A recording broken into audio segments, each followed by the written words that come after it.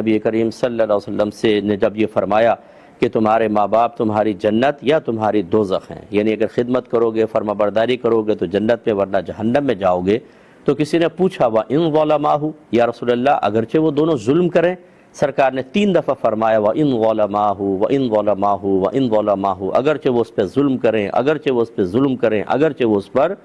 ظلم کریں۔